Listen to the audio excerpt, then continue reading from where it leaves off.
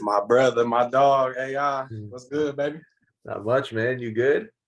Doing good, man. Thanks for taking some time and joining me on this episode of Inside the Neighborhood. I appreciate it.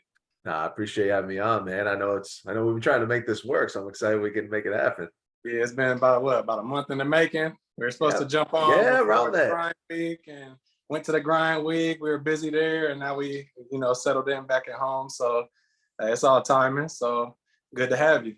No, glad to be here, man.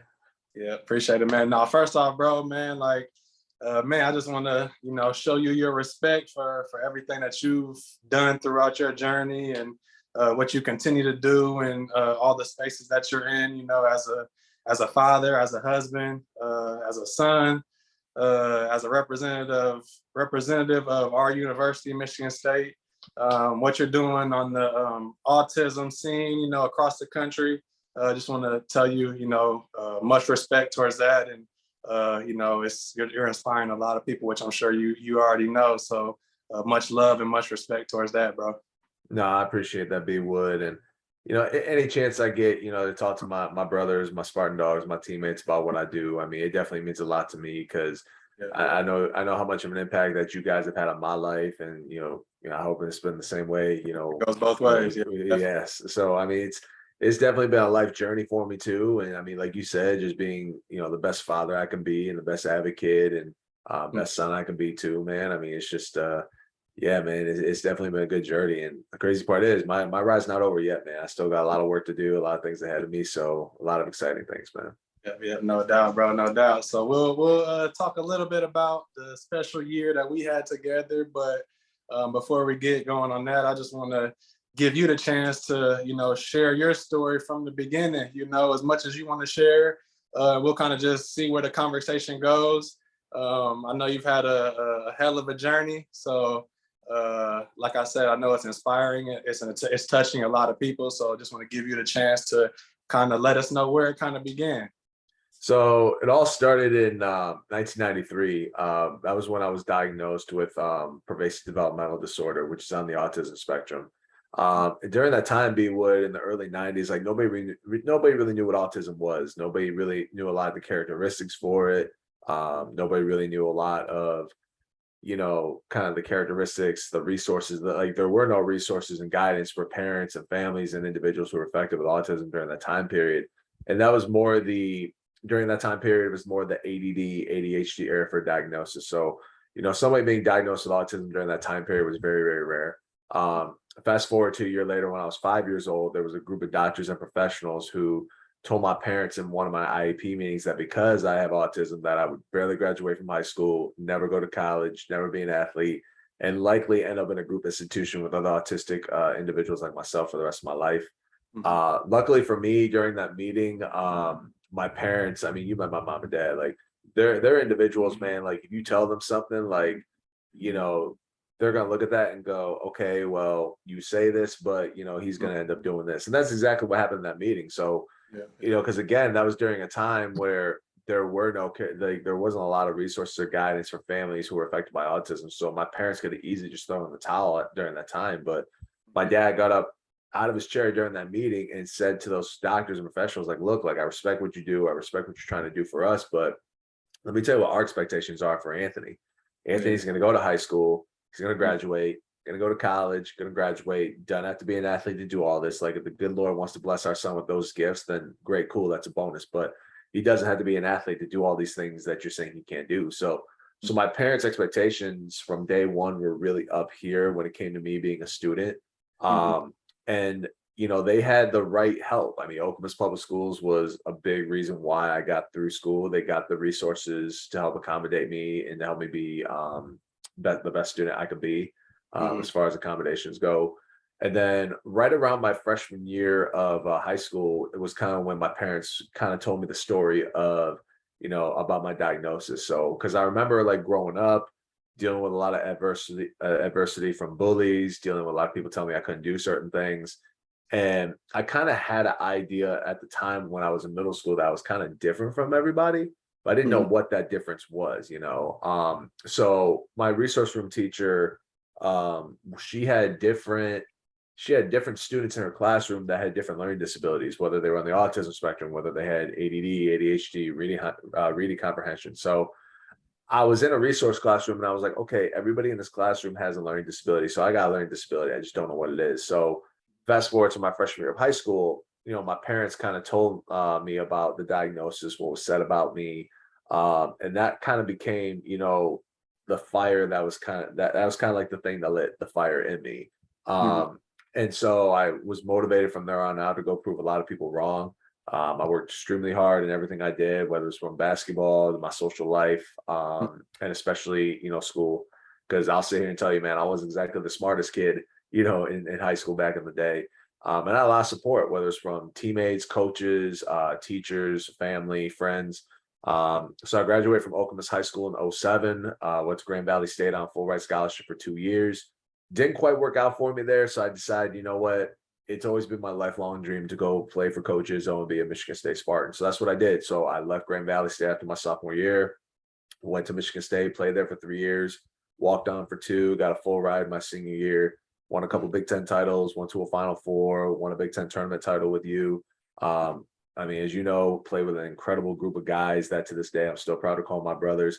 And not only did I graduate and get my bachelor's degree in sociology from Michigan State, but I was also able to become the first Division I college basketball player in NCAA history with an autism diagnosis, which is something I'm still very proud of to this day.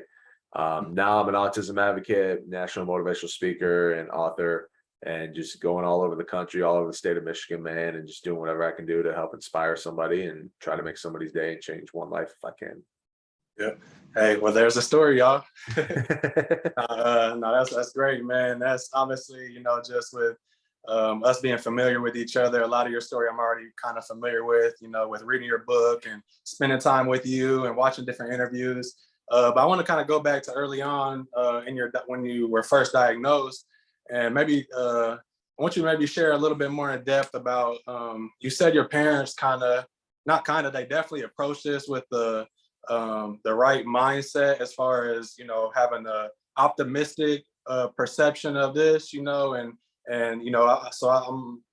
how they handled your situation and diagnosis played a big part of how you continue forward, so from what you guys have talked about, was that ever tough for them, when they heard about the diagnosis, or was it just they just had the mindset of, we're not really too familiar with it, we're just going to attack it full-fledged and just make the most of it, but was it hard for them at all, or did they have any Oh yeah. questions? Oh yeah. I mean, it was definitely hard because again, like, my mom, because at the time, my dad had just gotten the athletic administrative job at Michigan State as associate athletic director in 1993. So I was born in Athens, Ohio. So my dad was working at Ohio University at the time. And, the first time my mom took me in to get me diagnosed, the doctors thought it was just ADD. And my mom, who's coached all levels of volleyball, she's coached high school, college, middle school, like she's done it all. So my mom had coached was the head volleyball coach at Ohio University for 5 years. And so when they said to my mom, it was originally ADD, and my mom was like, no, like I've coached players that have ADD, like I know what that is. And so when they took me back a second time and finally got the diagnosis, it was emotional because my mom has always told me, like, when she first heard of my diagnosis, it was kind of like a punch to the gut because, like, at that time, all right, this is what autism is, but like we really don't know what it is because this is just something that's really starting to start up at the time. And so it kind of seemed like with what the doctor said, as far as how he thinks that moving forward how you'll turn out, how you'll develop, how you'll probably end up in a home with other people who are suffering or experiencing autism. It seemed like they kind of like told him the worst case scenario, right. like I feel like that was kind of like that was probably had to be a lot, Right. especially with the unknown behind it, and not really knowing. It was kind of just like they're preparing them for the most extreme case. Am I wrong? Yeah, I wouldn't say you're wrong because, like, again, like, I don't think nobody really knew what autism was because, like, because when these 3 individuals are just going down that list of, oh, this is autism. I think they were going based off of what their history was, how they worked with individuals during that time. And So at so, that time, they didn't even really know how wide the spectrum was. right. Right. Yeah. They really didn't. Like they didn't know really what high functioning or low functioning was at the time. They didn't know like Asperger's being, completely different than, Mhm. ASD, which is autism spectrum disorder. So like, I mean, there was a lot of things at that time and a lot of questions that nobody really knew the answers to. So, I look back on that, man. It's like, like the doctors were just doing their job. They were going based off of history and working with other individuals and other students. But it's like, maybe that's something you say to a 17-year-old at the time, Yeah. who maybe is not as fully developed. But like, I always look back and go, man, like you said that about a 5-year-old, who didn't even develop math skills yet, who was still kind of working on like writing his name out. Like, Mhm. so I look at that and it's like, what, like they were doing their job, but I also understood why my father got up and said what he said. Now I remember after the meeting, my parents were just kind of sat and looked at each other and they were just like, what are we going to do? And my dad was just like, we're going to find a way. And so, Dr. Sandy McDonald, the late great Sandy McDonald, she was the assistant director for special education for Oklahoma's public schools at the time. And she sat in on that meeting. And so Sandy overheard what my dad said, and Sandy just looked at my parents and said, "You're right. We are going to find a way." And so Sandy kind of took it upon herself from that day forward to make sure that I got the right resources and accommodations and the services that I needed to be Mhm. successful at Warcliffe Elementary, at Chippewa Middle School, at Oklahoma's High School, and so on and so forth. So her advocacy for me and my mom especially, because my mom B Wood took a year off from work, to Mhm. be my advocate, to help to make sure that I got accustomed to all my settings and surroundings around me in elementary school at the time. And during that time, like in the mid 90s, like yeah, like like if a husband or a wife at that time has a really good paying job, like you can get away with one income, one Mhm. household income. Nowadays, you can't get away with that. Like it's basically got to be a two-way street. Mhm. But back in the mid 90s, my mom sacrificed a lot in her career to help me get to where I needed to go. And so, the sacrifices and the things that my parents did to help me get to where I'm at today, to help me get to where I needed to be as a student back in the day.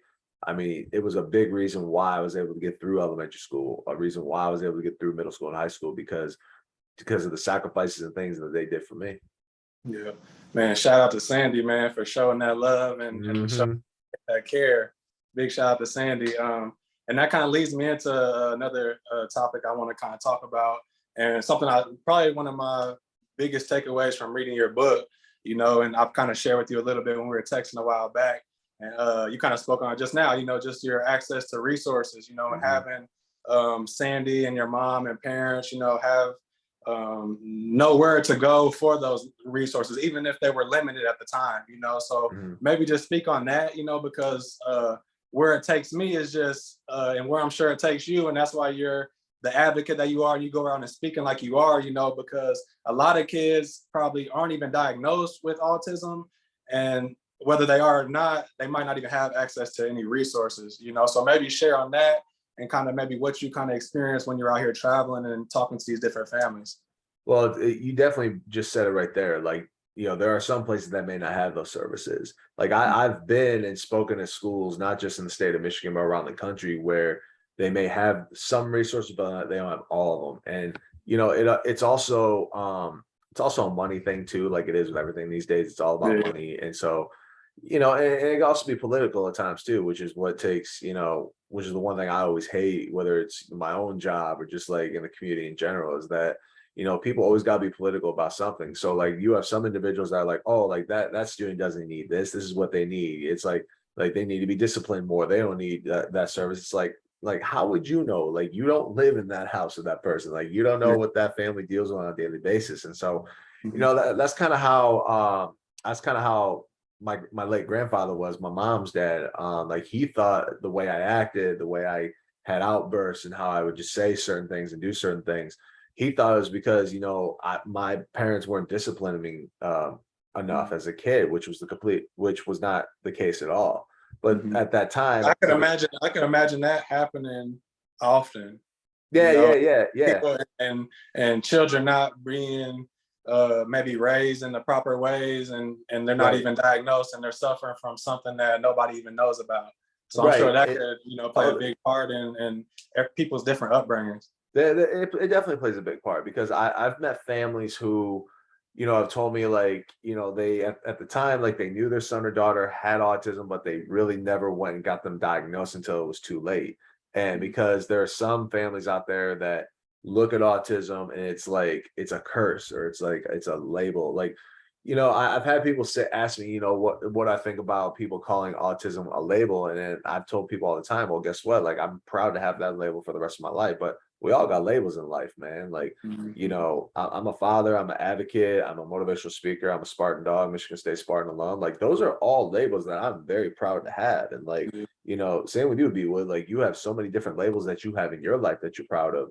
And so for me, whenever somebody says to me, you have autism, that's a bad label. And I'm like, nah, man, like, no, like I'm proud of that because it made me who I am, and it's Yeah. helping me, raise the awareness and get out there and try to change lives, even if it's just one life a day.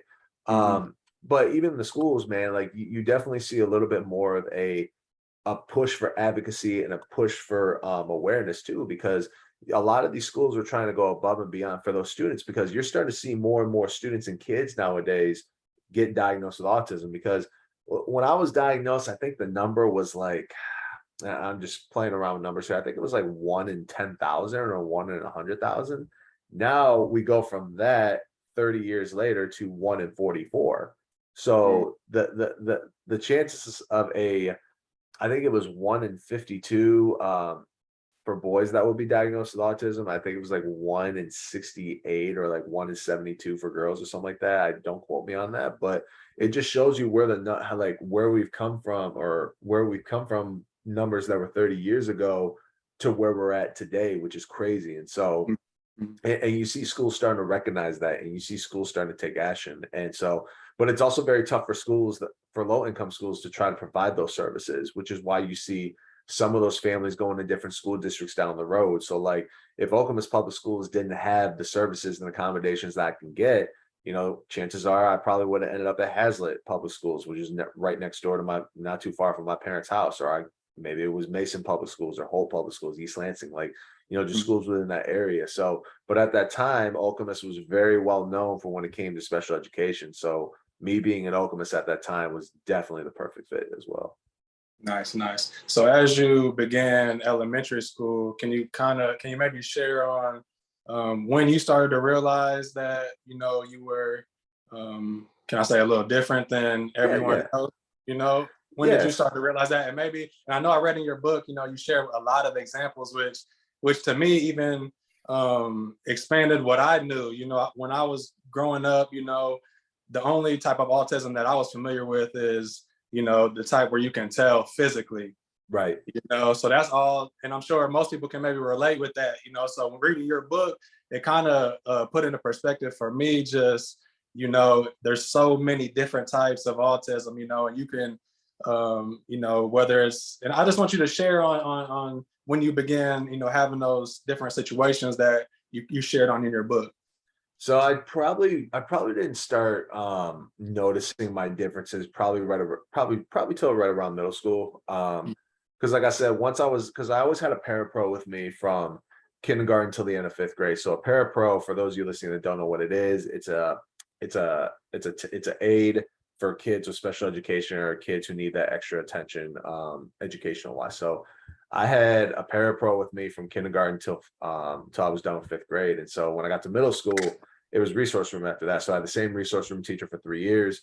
And right around seventh grade is when I kind of really started to notice, okay, you're in a resource room with different individuals who have learning disabilities. So you have a learning disability, you just don't know what it is. Because I also realized too, like I took all my math tests, I took all my exams in my resource room, Mrs. Hall's classroom. Like I was always in there. Mhm. There were times if I ever had outbursts, like I kind of realized that, okay, that's kind of her safe space. Nobody else in this classroom but you gets that, or anybody else who's in her classroom, they get that safe space just like you do. But I kind of realized that's why I kind of realized, okay, maybe there's some differences here. But I also could tell too, just like the way you give me instructions and the way I responded to it.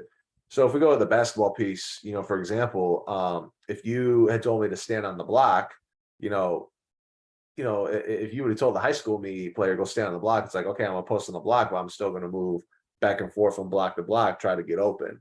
But the 7th grade me would just stand on the block because that was the specific instruction that you gave me to do. So I would stand on that block, and my parents would be like, you can go from block to block. And I'll be like, no, like my coach told me to stand on the block. So that's exactly what I'm going to do. So, but if you had told another teammate of mine to go do that, like you watch them going block to block, and I'm just like, all right, like, so I follow instructions differently. I may act a little bit differently. I may do jokes that people may not understand that only I'll understand. Even to this day, like I like to call it AI-isms, so AI also stands for autistically impaired, but like my initials are also AI. So I go off my initials, not autistically impaired, because I've had people get confused by that sometimes. And I'm like, no, like my initials are AI. Like, come on, man. Like, so if I say something goofy, if I come up with my own vocabulary, my own language, like I'll call it AI-ism. So if I really wanted to write, a set, like, so I'm currently working on a 2nd book with my co-author, but if I want to write a 3rd book on my own, I might just call it AI-isms and just write each chapter by every different vocabulary, word, joke, and sentence I ever come up with. Can we get an example of AI-ism? Oh man. So if you so obviously standing on the block was a good one. But if you had told me at the time, like way back in the day, that's raining cats and dogs outside, like I would have believed that a cat or dog was actually going to fall in my hands, at the time when everybody knows that raining cats and dogs means it's raining really hard outside. Another one I would do all the time, and this is in my book, was I would commentate or do my own press conferences in the shower at the time. Like those were definitely some of my AI-isms I did all the time, and just being that goofy goofball that I was in high school. But the thing was, though, when I was in high school, there was a time and place for all that. Like you can goof around in the hallways, which is what I always did. Like it was just being the jokester. But once I walked in that classroom, it was a completely different mindset. Same thing, I mean, you and I know this from being players at Michigan State. Like there's a time to goof around in the locker room, and there's a time when you walk out of that locker room, it's all business after that, whether it's a game time, whether it's practice time, like, it's a whole different ball game. So that was kind of like the light switch that would flip on and off in my head. So I mean, those are a couple of AI-isms. I'm sure I got more, but like I'm gonna have to like dig really deep, man, and try to like go back. No, so we're gonna keep an eye out for that 3rd book. Oh yeah, definitely. AI-isms. Yeah, man. So I want to get in obviously to our year at Michigan State, but before then, I want to obviously through your book, you kind of gave the account of your high school career, college, Grand Valley State career.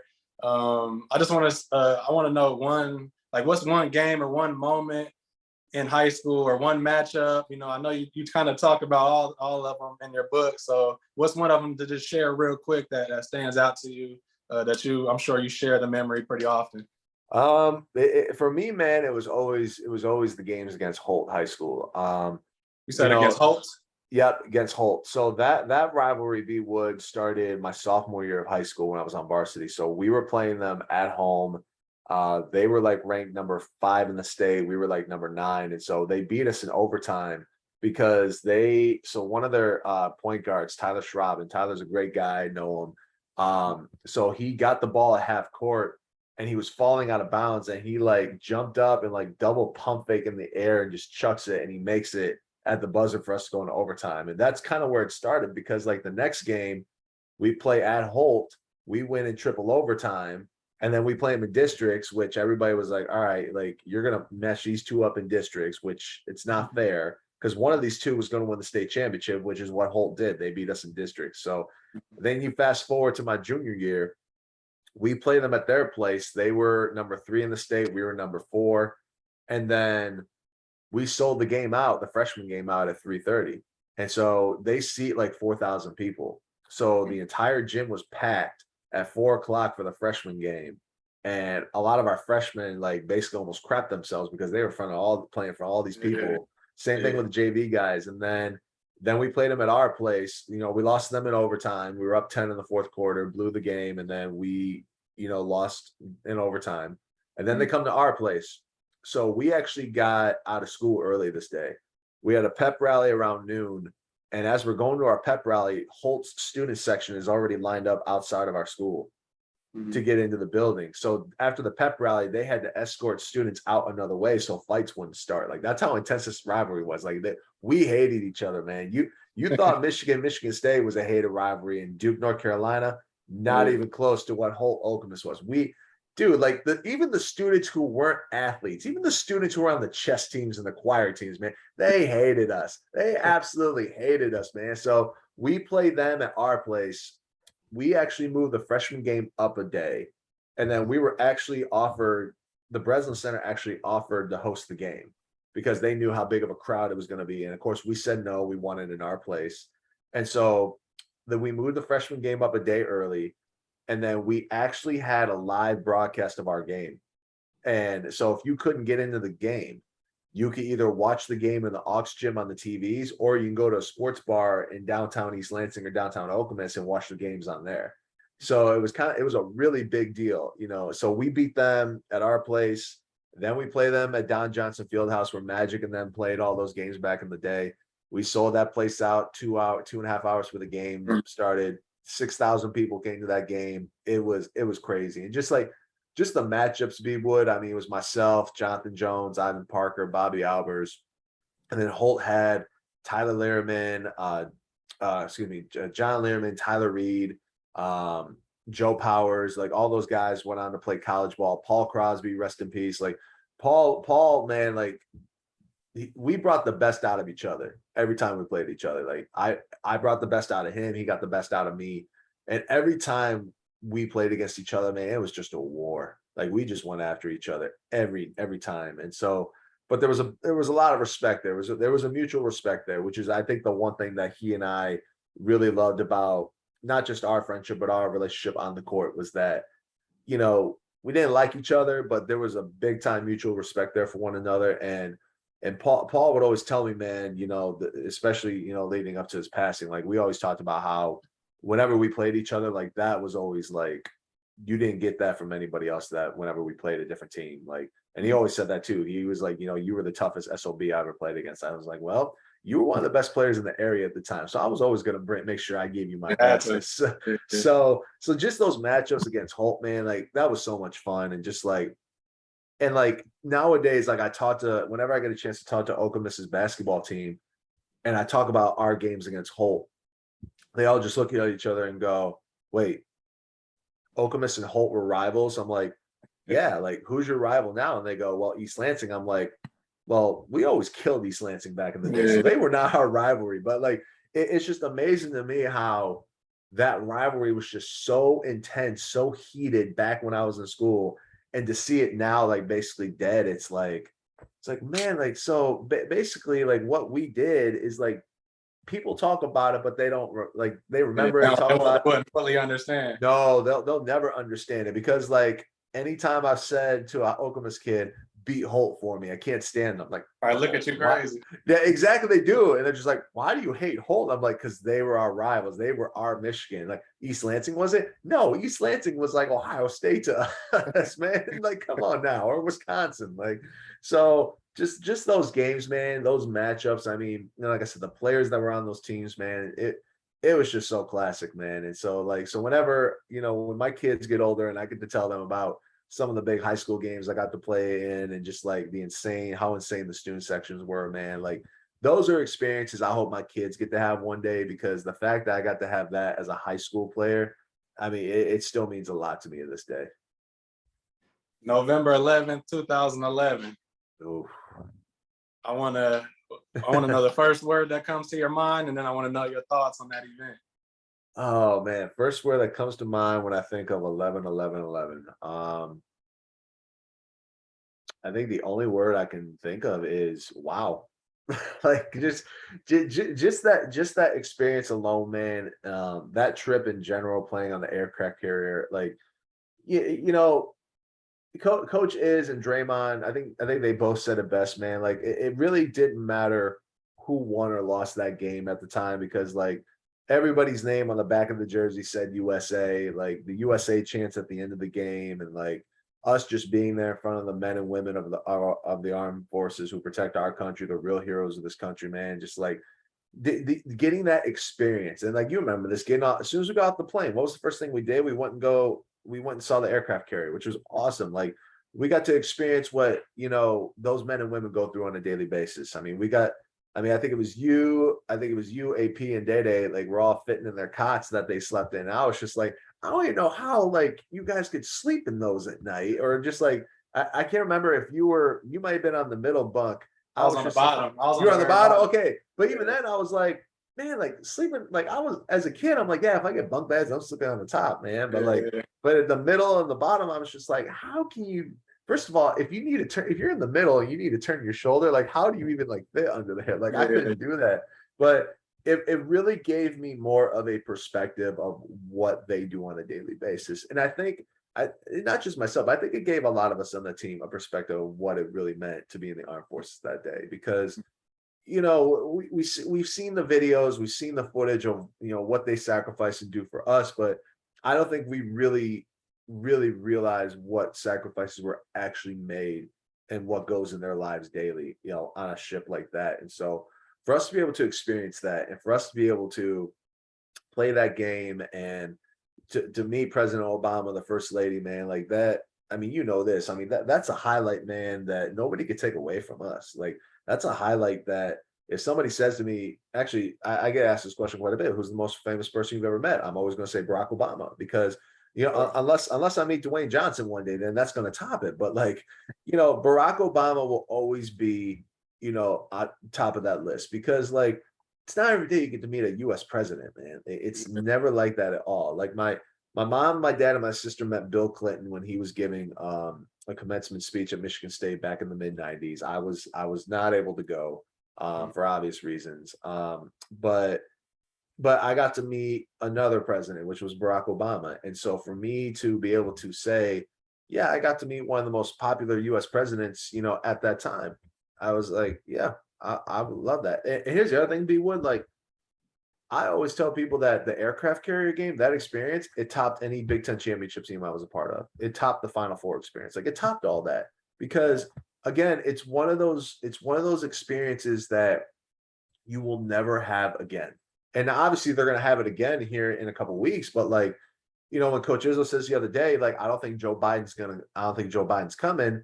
When I hear that, I'm like, okay, well, our experience is a hell of a lot better, because we met the president, we met the first lady. Yeah. President Biden ain't coming to that game, so we win. Like our experience is rules. So, Yeah. but again, just that experience alone, man, it was so much fun. And just like, I mean, Magic was there, James Worthy was there, Vince Carter was there, like, Jay Billis, Dick Vitale calling the game. The men and women of our armed forces there. I mean, Pam Anderson and Brooklyn Decker were sitting, courtside too. And I remember, like, I can't remember if it was yeah, you didn't see that? So I think it was might have been Dan Chapman or Alex Garna. Like we were going through layup lines and shooting, and one of them just pulls me aside and goes, "Hey, did you see who's sitting two rows over there?" I'm like, "No, who is it?" And I look over, I'm like, "No way, it's Miss Baywatch herself, Pam Anderson." I'm like, "Who?" I'm like, "Who's the other blonde next to her?" AG goes, "That's Brooklyn Decker." I'm like, "The actress?" He goes, "Yep." I'm like, why are they here? Like, what is going on? So, but just how much talk, and I think Keith Appling said it best in his interview about the aircraft carrier game. Like, it was talked about as being one of the most watched games of the season.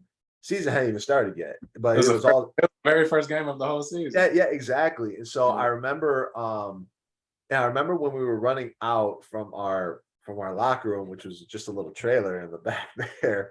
Yeah. When we were running out as a team, Austin Thornton and I were kind of ahead of everybody, and so we're jogging out there. And the first thing that comes to my mind, I said to Austin, I said, AT, let's go out here and kick their ass, man. Let's go out here and kick Carolina's ass. Let's start this off on the right foot.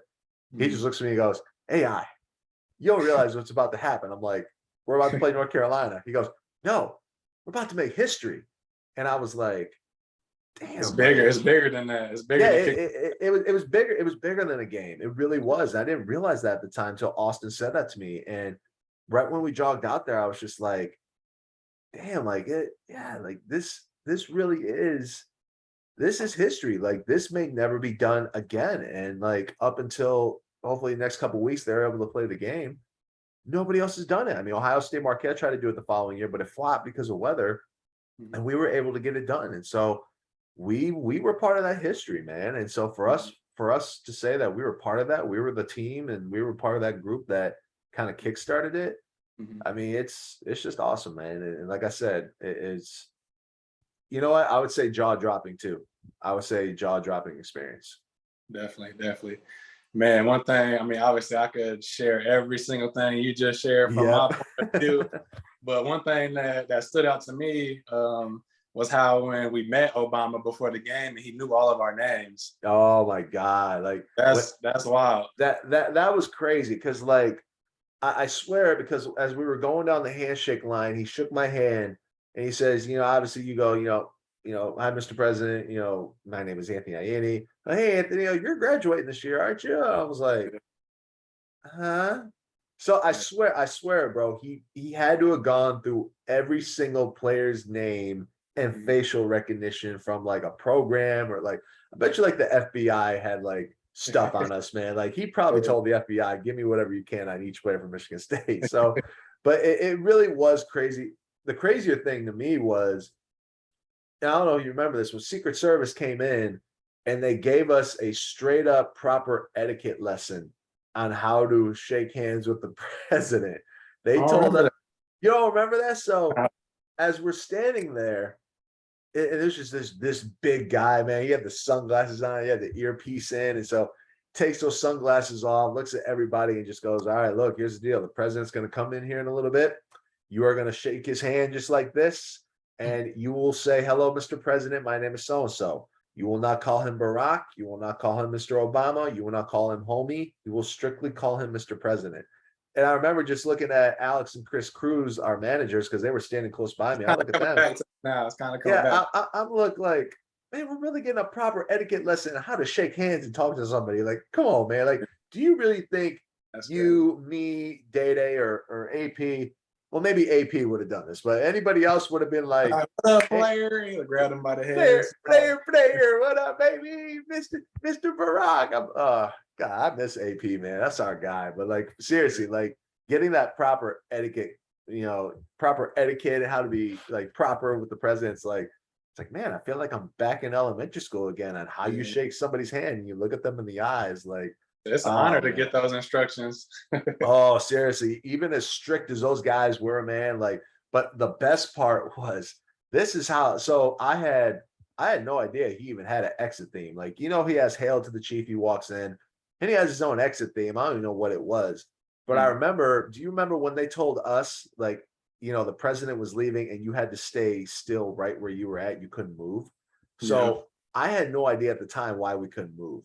And because I'm thinking, okay, he's off the boat, we can move now, right? So I remember like we specifically had to stay exactly like, dude, like you couldn't move until Air Force One got off the ground. And like Air Force One is like across the harbor. Like, what are we gonna do? Mhm. So I'm standing next to this soldier. I said, "Sir, you mind if I ask you a question?" He goes, "Sure, what's on your mind?" I go, "Can you explain to me why like we can't move? Like the president's halfway to the harbor right now. Like, why can't we move? Like, if I take one step to my right or one step to my left, like, what's going to happen?" He just goes, "Come here." He goes, "You see the tower up there, top of the aircraft carrier?" I'm like, "Yeah." He goes, "See that little shadowy figure that's just moving back and forth? Well, he's got a nice rifle in his hands. So if you Mhm. try to take one step to the left or one step to the right, it's not going to be a good night for you." I was like, "All right, thanks for the heads up." So, Still. oh man, like, but we got that experience of this is what happens when the president's around. And that's something like I will never ever we'll never get to have again. Mhm. Because like, and again, like I Hey, would never. I don't know about that. I wouldn't say never about that. okay, never say never, but it might be a while before we get to experience something like that again. But just seeing like the preparation for him and First Lady Obama, and just like how like The everybody was fact just, that what was they? I remember they told us that they were. I don't know. Somebody was told that there were submarines like all around us. I did not hear that. Somebody told us there were submarines around us. Oh Yeah. my God. So I was just imagining like underwater, like it's probably some big ass submarines right there, ready for You know whatever. what? It would not surprise me. It seriously wouldn't surprise me if there were like 4 submarines surrounding the ship and just like on full watch. Because I know there were a lot of helicopters around us. I know that. So like just like the protection that he got just for that one night, like that was just crazy to me. So again, like it was all part of that jaw-dropping experience like we got to have with the aircraft carrier. Yeah, man, it's crazy. Like one thing I'm realizing is just looking back on that year, because I was only there 1 year. Yeah. So one thing I realized, we were so locked in and so focused and so invested in the season and preparing for the games. That made me think like, man, during that game, I know I was so locked into the game. Like, man, I should have been trying to interact with Barack on the sideline. I Right. should have, ran over there and, took a charge by him. Wait, I should give him a have, little wink or something like yeah, that. have him touch the ball, get some of that feel good. That good juju right there. Yeah. So the next game, we went to Madison Square Garden. And I know for Yep. me, that was my first time ever playing there. Was that your first time, or you have been there before? I've been there before, so it was for the Jimmy B Classic the year before against Syracuse, and just that, and I'm sure your experience and your feeling about MSG was the same. When you walk through those hallways, like you feel the history, man. Like when you're in that freight elevator going up to the fifth level, which I had no idea that Madison Square Garden was like this 8 level or like I don't know how many level building that had a bunch of these offices. Like I legit thought it was just a straight up arena in the middle of New York City. But no, like it was more than that. So I remember we went up the freight elevator going to the arena floor. And I remember as soon as you go up the elevator, like, you just kind of feel this aura about Madison Square Garden. And like you walk down the hallway to the locker room and you see all these different photos of you see like Mike Tyson, Muhammad Ali, Hulk Hogan, Patrick Ewing, Kobe Bryant, just like um, all these great athletes, all these great actors and actresses that were there. Comedian, Yeah, everything. comedians, yeah, like Bernie Mac, Chris Rock, Chris Tucker, Robin Williams, just to name a few, man. Just like, Mhm. and even like all these great artists like the Backstreet Boys, the Beatles, the Beach Boys, just like, everybody that we grew up listening to, like they were all in that building. And so you can feel that. You You can can feel feel, that presence in there yeah, for sure. exactly, exactly. You took the words right out of my mouth. You could feel that presence. And even in the locker room, it's like, oh man, like I wonder if Michael Jordan and the Bulls are in this locker room. Like I wonder if Mhm. like the Lakers are in this locker room. So like just the history behind that place. And to be able to be there not once but twice in my college career, that was definitely special. And so to say that, not only I got to play on an aircraft carrier game, but then 3 days later, you would have told me if you were recruiting a young Anthony Ianni at the time, and Tom Izzo says to you, "Hey, your freshman year, we're gonna go play on an aircraft carrier, and we're gonna play Madison Square Garden the next 3 days." I would have been like, "Where do I sign?" Like Yeah. that's awesome, and it's I not. know for me, even for me, I was in that situation, leaving Mhm. Valpo. So that was part of, the pitch to get me to come there was just, we're opening up the season with North Carolina and Duke. One of them on an aircraft carrier in San Diego, the other one 3 days later on the other coast in New York at Madison Square Garden. Phew. I'm like, say no more. Where It's do like I I'm in. sign? I'm in, and that's the I thing. need this Like stage. I need this stage in my life. right, and like you said, like if it wasn't Duke and North Carolina, if it was like us and say like I mean we played them earlier that season, but if it was like us and like Gonzaga on the aircraft carrier game like they are this year, I don't think it would have had the same hype. Yeah. It would have gotten a lot of attention because of the aircraft carrier game, but this was this was number one North Carolina at the time. So yeah, it's like it's Michigan State, it's two historical programs. If we would have played somebody else in Madison Square Garden, say like Syracuse again, it would Yeah. have had it would have just been like, it's just Syracuse, I mean, Yeah. no disrespect to them, but like it's Duke, it's Coach K, and Coach K at that time was That trying to. was his. He had to win it. That win, well, he made him the Yeah, winners. that win made him the winningest coach in NCAA history. He passed Bobby Knight. And I hated that too. The fact that he had to do it against us, like you couldn't have done it against like some other like schmuck team or anything like that. No, you had to do it against us of all people. So, but hey, I get to tell people I got to shake Coach K's hand in the handshake line, congratulate him, and he said, "Well, thank you, young man. I appreciate that. Good luck to you." It's like, yeah, the conversation, Coach K. Yeah, Let's that was go. look. That was a special moment for me in that layup. I mean, handshake line as well. But before the game, I remember like when we were coming out, like before they let the fans in. Yep. We were just getting stretched out, getting our stuff together, getting ready to warm up. So I remember I'm walking through those same tunnels you speak of. Looking at all the pictures on the side.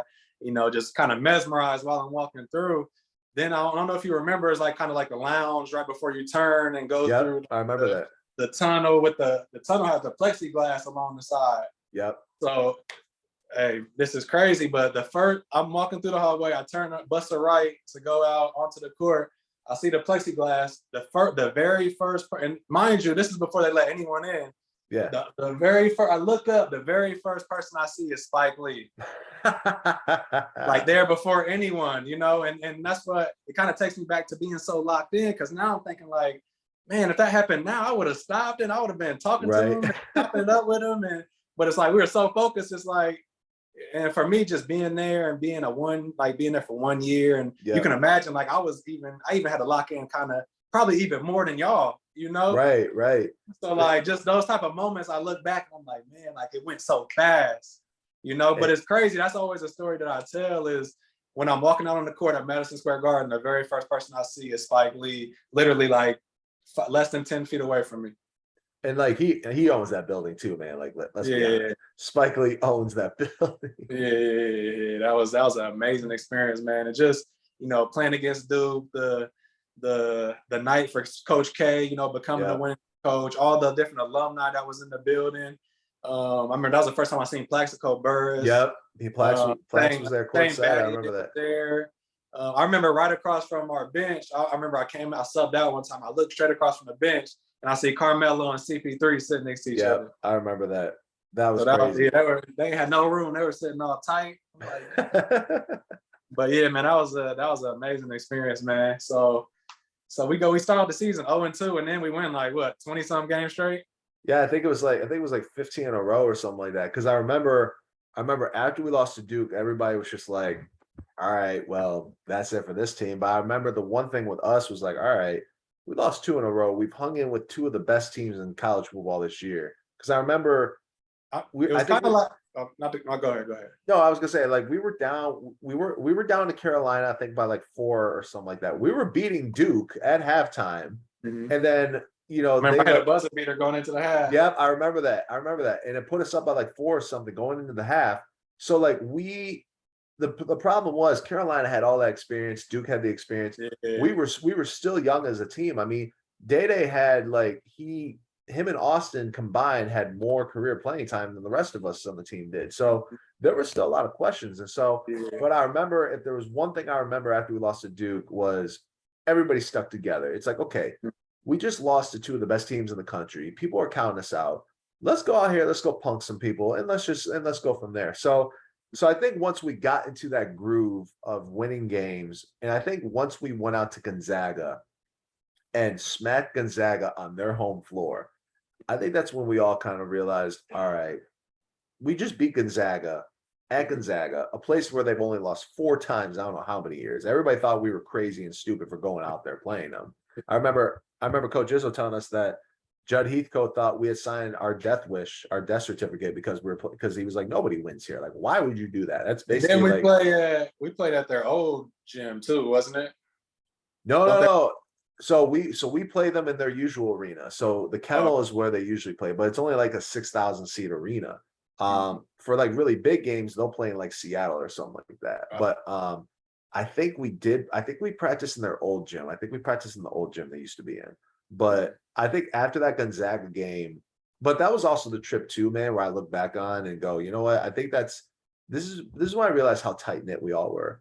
You remember that big steak dinner Coach Izzo treated us to that trip? Mm-hmm. I just remember that dinner, and we were all sitting at all these tables, just joking around with each other, having fun. You know, I'm sitting at the other end with Travis Trice, Alex Garner, Brandon Dawson, and then Dwayne Stevens, DJ sitting across from me, Coach Fife is sitting next to me. And we're all just sitting there goofing around. We're all just sitting there having a good time, you know, messing with each other, watching football. And I remember in that moment, I was like, okay, this team is going to do special things because of how tight-knit we all are. Like, everybody was tight with each other. Everybody was goofing around. We would all go eat in the cafeteria together sometimes, me and the freshmen. We would all go watch, you know, our managers play their IM games. So, like, we can intimidate their opponents and whatnot. So, but just after that trip, I was like, you know what, like, we're going to do some special things this year. People better watch out. And so I think, like, once we got on that 15-game winning streak, and once our freshmen really started to, like, get out of their shells, get out of their comfort zones, that team became pretty damn special, man. Yeah, to me, it was just such a well-rounded team. Yeah. Just with obviously starting at the top with Coach Is and the assistant coaches, down to Day and his leadership on a team, amongst the team. We had, like you said, we had a group of young freshmen who had to get ready, but ended up being ready when it came down to it. Me being a new guy, it was kind of a adjustment for me, just learning all the offense and the defense, and just, it wasn't really difficult for me because I was experienced at the time and I could adjust and play my role and whatever role that was needed. But just as a team standpoint, to me, it just seemed like the right pieces, the right people to, like yourself, you spoke on it many times, just the role that you've played throughout your career on the scout team. So we had like the perfect team for a scout team as far as having Keenan who can go crazy and be free, having Joe Sweeney who can had a green light and go crazy. So I feel like we just had a lot, like the right pieces, and there really wasn't, there wasn't like any ego issues or pride issues. It was just everybody understood their role, everybody listened to Day, and everybody held themselves accountable and pushed each other, and just was a good teammate, so. And you said it best, B Wood. Everybody understood their role. Like everybody had a role to play and they played it to their best of their ability. For example, guys like myself, Dan Chapman, Kobe Wallerman, Joe Sweeney, and Keno, we all knew like our role was simple: go out and beat the living hell out of our starters and second team guys, because they're not going to get any other better looks against anybody else in this league but us.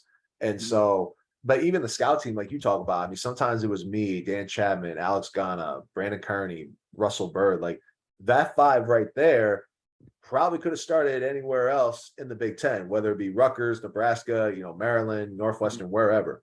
So, but our goal, that scout team lineup was always, hey, we're going to go out here. We're going to kick your ass. We're going to do what we got to do. Like, we're going to have some fun while we're doing it. And so, but we all took pride in that. And I remember like sometimes you guys, the first teams would talk so much trash to us. And then we'd get after you and we would talk smack back to you. So that's what made it so much fun. It's like, but guys loved that. They thrived off of that. And I think just like the fact guys knew what their roles were and they played it so well. And I think that's the one thing you don't see with a lot of college teams these days is that you see guys who don't get playing time. It's like, oh, I'm gonna hit the transfer portal. I'm out of here. That's not my role. I'm a starter. I'm out of here. Which, I'll be honest with you, like if I wanted to, like I probably could have transferred to like a D3 school, probably started, put up my points, and probably had a nice college career at a D3 school somewhere if I wanted to, right? But no, like Michigan State was always my number one goal, and I was going to get there no matter what, and I was going to be on scholarship and work my butt off no matter what. But DJ told my dad something. Dwayne Stevens told my dad, I think it was my first year at Michigan State. I played really well in practice one day, and DJ told my dad, like, hey, if we would have gotten Anthony here from day one, like if he would have came to Michigan State right off the bat and now go to Grand Valley State, he probably would be starting right now. DJ told my dad that, and I was like, okay, well, DJ's telling my dad that, like, I don't look back and go, oh yeah, I regret. No, like I don't regret not going to Michigan State at all, because the 2 years I spent at Grand Valley State, or maybe out of the 5 years I had in college, those 2 years were the best years I had in college outside of basketball, because the relationships I made there with the administration, with other athletes and friends I'm still cool with to this day, it was a big reason why I love Grand Valley State so much. The basketball piece, Michigan State's always going to take that, because the experience I had in East Lansing with coaches was just, it'll never be touched. It won't be. But everybody that knew their role played it well. And I think that's why we were so darn successful that year, is because everybody had to play their role in order for us to be successful and win. And we had the right leaders to do it, and I think D Nix put it best, was that after we lost to Louisville our senior year in the tournament, D Nix was telling the media how all four seniors did the best they could to provide leadership. And so whether that was Day being, the alpha male of the group and making sure like everybody listens to him, everybody takes instruction from him. But then you had Austin, who would calm people down and be like, hey, like, you're good, you're good.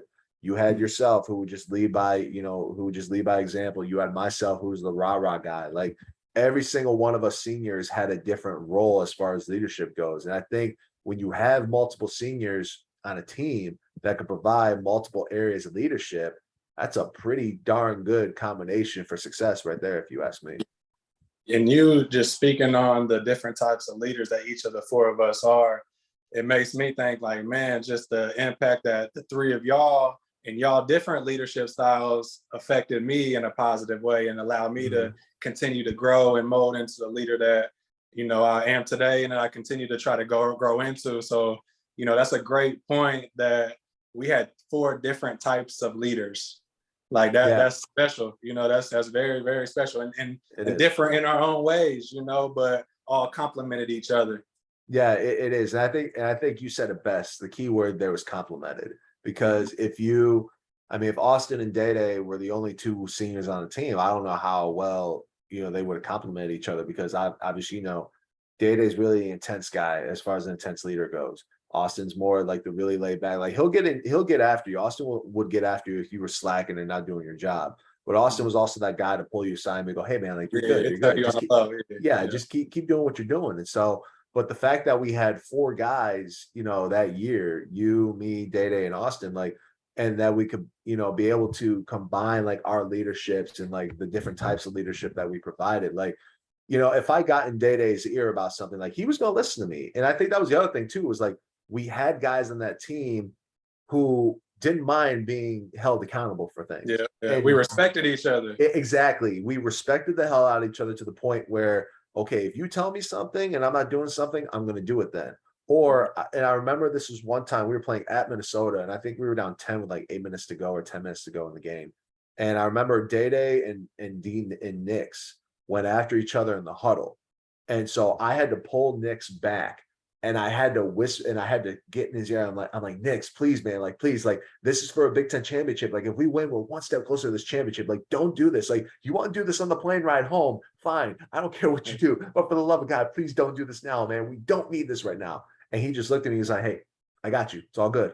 And I remember Austin was talking to Day Day, and Day Day was like, hey, we're good. We're good. But like in that moment, I think Nix, he respected me enough, and still does to this day. And I'm the same with him. Like, I respect the hell out of D Nix. Like in that moment, it's like, okay, this is AI senior year. This is Day Day senior year. Like, he's right. This isn't about like fighting right now over like somebody not communicating on a ball screen. Like, this is about us like winning a championship. And so, but like you said, it was about that respect. Like, we could all hold each other accountable. Like, sure, Day Day was the guy to make sure he held everybody accountable. That was his job as our leader. But as a team, like, we had to make sure everybody was held accountable. And if one person messed up, the whole team kind of paid for it. And I think obviously that was, Mike Vorkovich, type of deal too, where Vork held the entire team accountable for everything if one person shows up late. So, but when you have a team, man, like that respects everybody, when you hold each other accountable and you're not afraid to get in your teammates' ear and they listen to that, it's like, okay, we got something here. We got something. Because I remember that was the first team that I had ever been on where that was a part of the leadership. I never.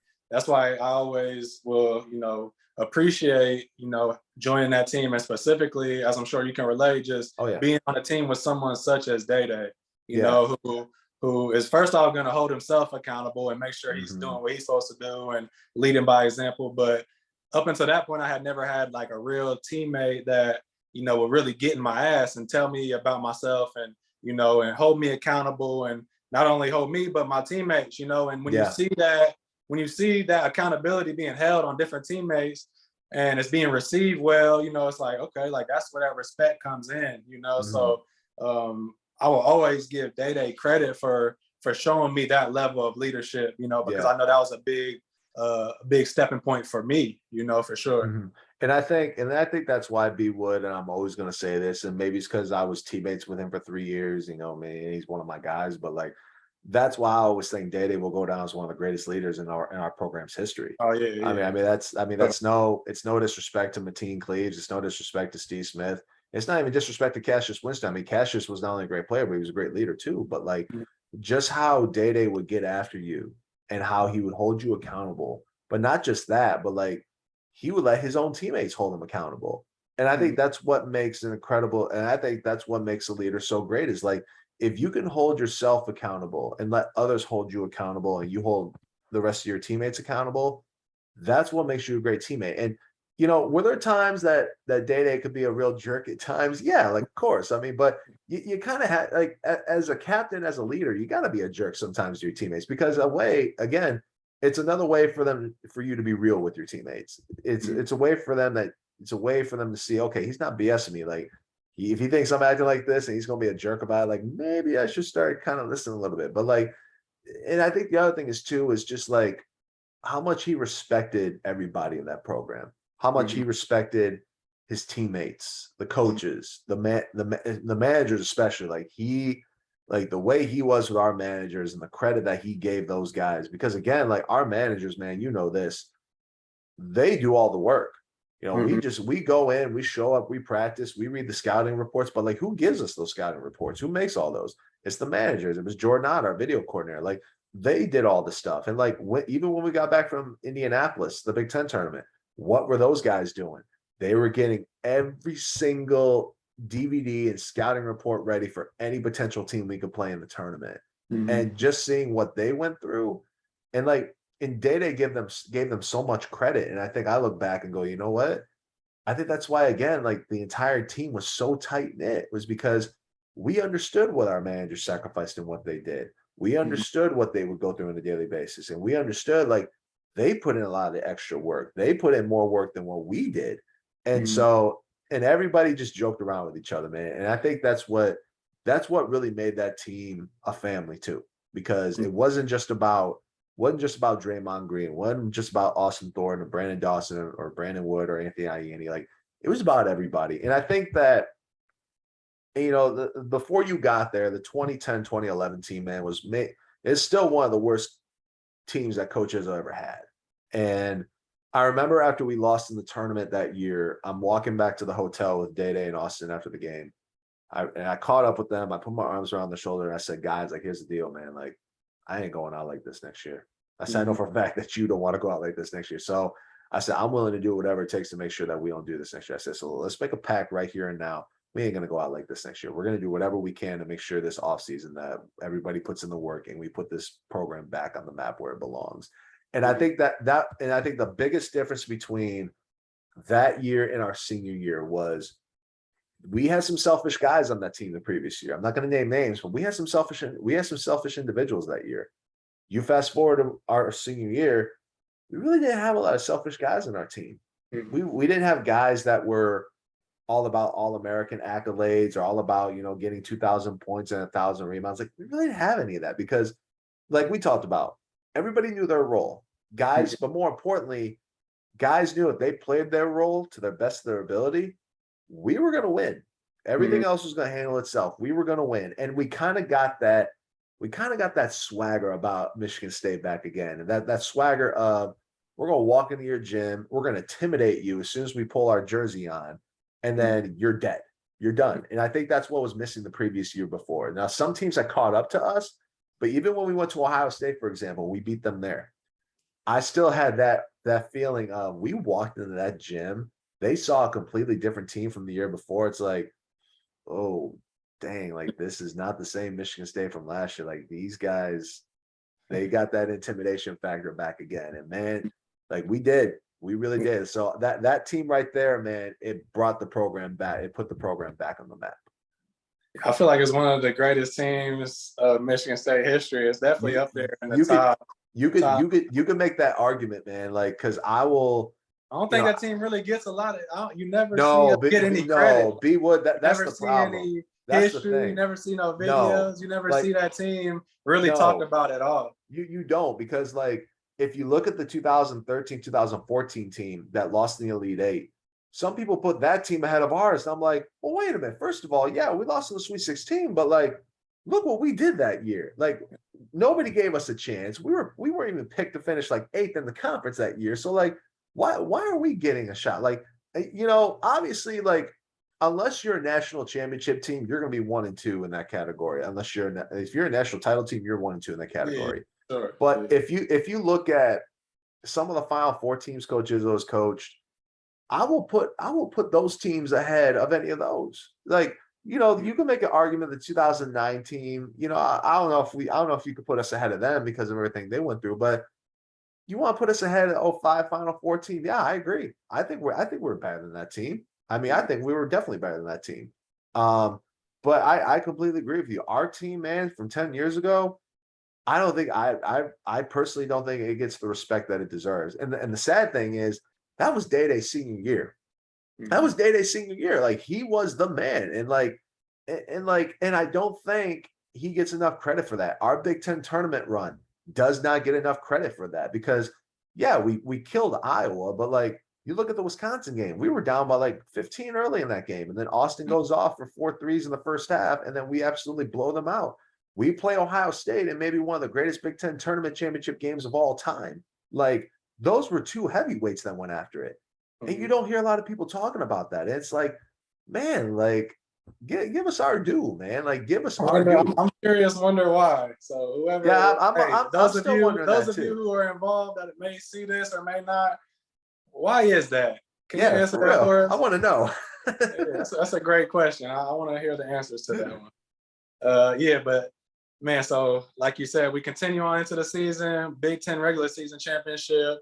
Ended up losing the final game to if we would have had the title right outright if we would have won our senior night if game. if we would have won senior night, if we would have beaten Indiana at Indiana, we would have clinched it right there and then. Man, But yeah, man, just I airballed a free throw that game. You remember that? that was a rough night for everybody, man. It was. I remember Oladipo went off for 30. I'm like, this dude never goes off for 30. But then again, like I'm thinking, this guy's not. This guy's not. Oh, he's a lottery pick. Please, he's not a lottery pick. 2 years later, he's a lottery pick. I'm like, all right, Yeah, cool. yeah. Like, No, that was a but fun game. That was a fun game. So yeah, we go as a number one. So we won the Big Ten tournament yeah, championship, beat Ohio State and Indianapolis. Go into the locker room for the selection show, the that was fun. NCAA selection show, because that was our championship. The Big Ten championship game is always the Yep, final game of the season. yep. So we go in the locker room, haven't even gotten cleaned up, haven't taken a shower, sitting on the couches watching the selection show. We get announced as a number one seed, and we're all going crazy. So tell me about that experience. That to me, man, was the biggest shocker ever. Because I would have thought that I think Missouri at the time, they were a number 2 seed. I legit thought at the time that Missouri would have gotten a 1 seed over us. Either them or Ohio State. I really thought that Ohio State would have gotten a 1 seed over us. Because you know how the selection committee works. Like they already got the bracket ready to go, before before the Big Ten tournament's done. Now, maybe for our game, they may have had like Ohio State like in this spot, and I don't know how they do it, but like when we were announced as the 1 seed for the West, I was like, wait, we're a 1 seed. Little old Michigan State that was given absolutely no chance to do anything this year. You got us as a 1 seed. And I remember just like we all went nuts. And I'm looking to my left, and there's this CBS camera crew there, and I just went nuts. And so I log on to Facebook when we were on the bus ride home. And one of my buddies I went to Grand Valley State with took a picture of me just going like that.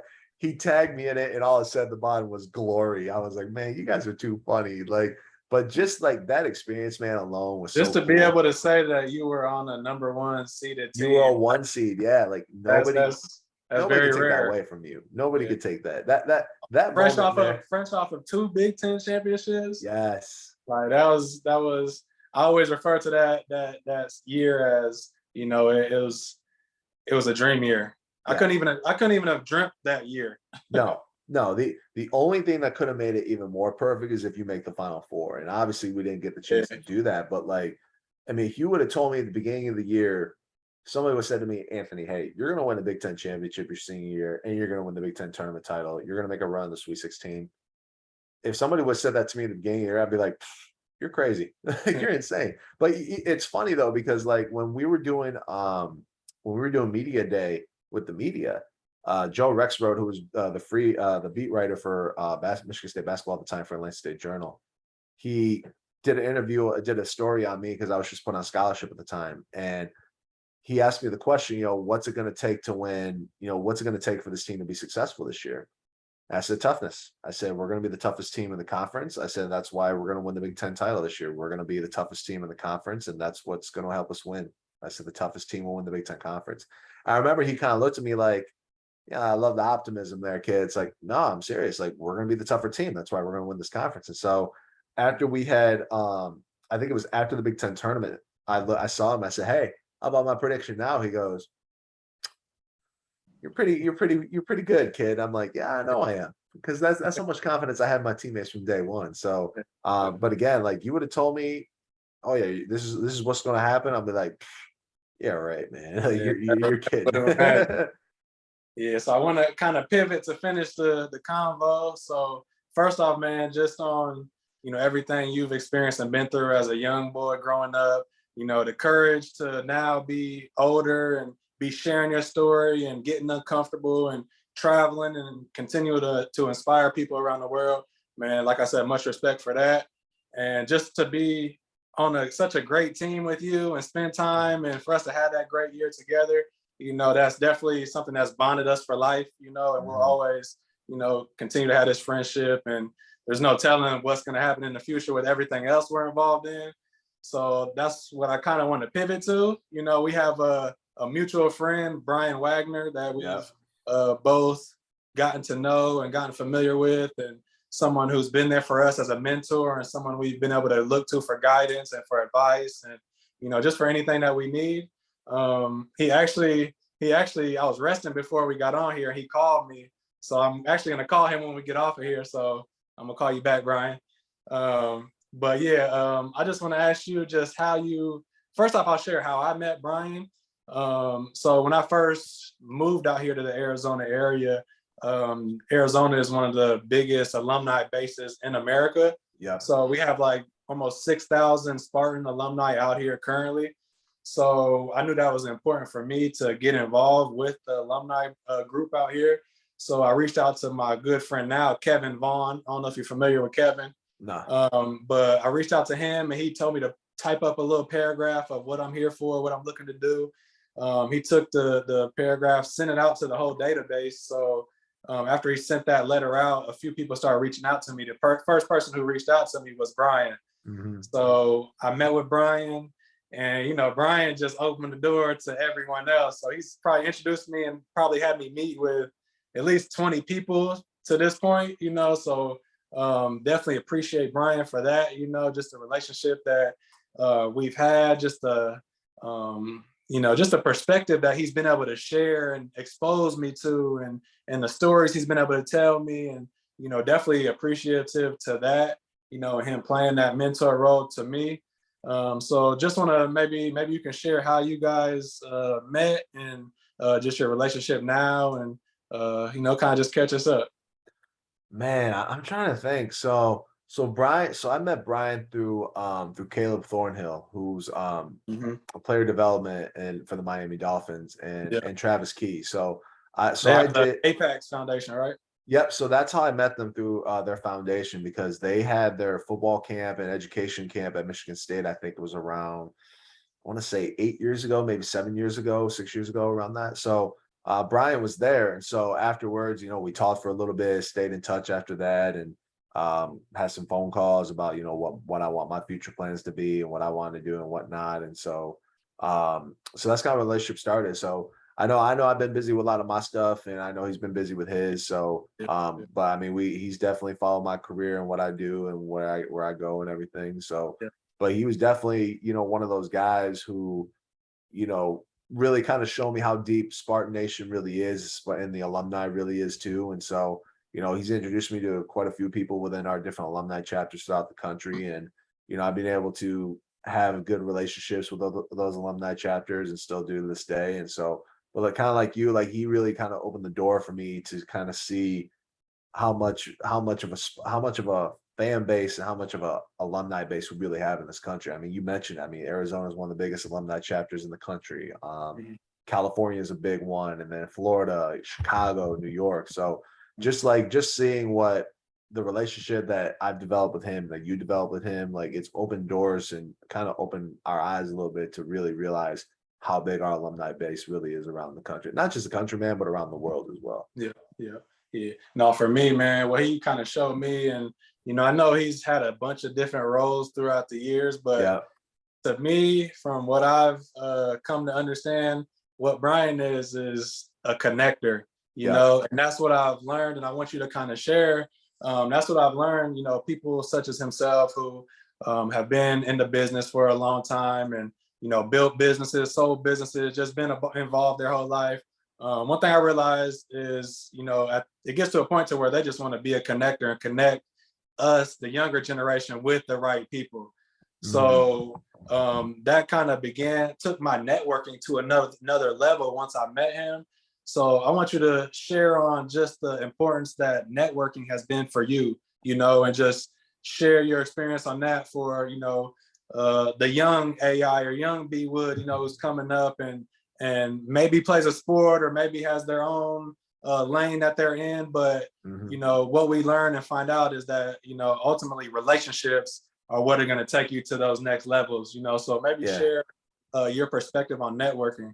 I mean, it's a huge perspective because, like, if you look at like the job I do now as an advocate and as a speaker, like I'm in schools nonstop, and I'm always making sure, like, hey, like I know this person, this organization, maybe you ought to connect with them, or so, Yeah. or I know this person at this high school. Why don't you give him or her a call? So, like, just being able to make those connections and Yeah, keep those connections. it turned us into connectors. It did. It really did. And I think the biggest thing too is, and this is something I would tell the young me or the young you, is like you got to advocate for yourself too, because you know there's going to be days where you may sit back and you look and go, oh man, I wish I could do this. I wish I could do that. It's like, well, here's how you do it. If you really want to get something done, if you feel like you can't do it yourself, like you got to advocate for yourself. Like go out and don't be afraid to ask for help, because I think that's the one problem with today's younger generation is like today's younger generation gets so, I wouldn't say scared, but they get really too cool for school on going and asking for that extra help, advice, and guidance because they may think they know everything in the world today, which they don't. Like that's just quite frankly how it is. Mm-hmm. But that'd be my biggest advice to anybody is like you got to advocate for yourself. Like you got to Mm-hmm. show people that you want the help, you want to be successful. But like with me, if I want to be great at what I do, like I know I can't do it by myself. Like I have a support system outside of my family that loves what I do. So it's like, okay, I'm gonna reach out to so and so. I'm gonna see what other kind of resources I can get to help me be successful as an advocate and as a speaker. So, but that's what you do as an advocate, and that's how you advocate for yourself. It's just like going to others and getting that help and advice and guidance that you need to be successful and to take that next step you want to take in your career. Most definitely, bro. Man, I appreciate that, man. And thank you very much, man, for taking the time. I know you probably got the shorties to tend to. So, man, again, thank you for coming on this episode. And I look forward to, you know, we've talked through the years of, you know, coming together and eventually doing something. So I'm looking forward to the day when that comes full circle. No, same here, man. And you already know I appreciate you having me on, man. It's been a lot of fun. Yeah. Already, bro. Talk to you soon, man. Thank you, bro. Much All right. love. Much Go love, brother. green. Go white.